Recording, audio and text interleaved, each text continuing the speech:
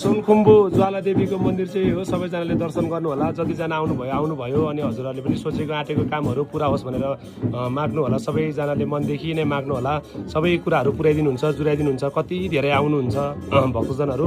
हजुरहरू पनि अब भ्याउनु भयो भने आउनु होला दर्शन गर्न, भ्याउनु भएन भने यहीँबाट दर्शन लिनु होला। पाँच कन्या देवी मेरो चाहिँ सोचेको आँटेको कामहरू पुरा होस् भनेर। म सोलखुम्बु जिल्ला लिखुपिके गाउँपालिका वार्ड नम्बर 2 को टेकाडाँडा भन्ने स्थानमा छु। यहाँ तल देखिरहेको छ नमुना आविको भवन र जन्मभूमि सहकारी संस्थाको भवन। पर धेरै बस्ती भएको ठाउँ लिखुपिके गाउँपालिकाको कार्यालय रहेको स्थान हो चौलखर्क। र यहाँ चाहिँ एर्माको शिव मन्दिर देखिरहनु भएको छ।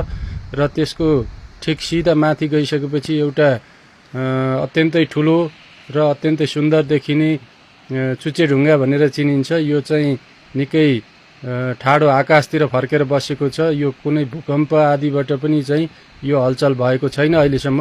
र यहाँनिर यो भिरको छेउमा चाहिँ रासिन्दुका रञ्जना देवी भनेर चिनिने देवीथान, जहाँ चाहिँ शक्तिशाली देवी हुनुहुन्छ। र यहाँनिर यो जुन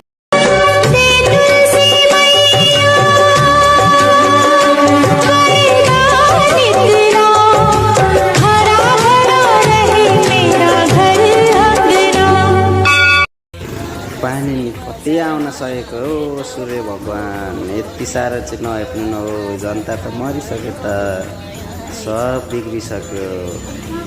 अबको धान चाहिँ बिजोग हुने भयो। चामल यसपालि 3000 नाग्ला जस्तो छ हौ। सूर्य भगवान नहेप्नु न हो, नहेप्नु।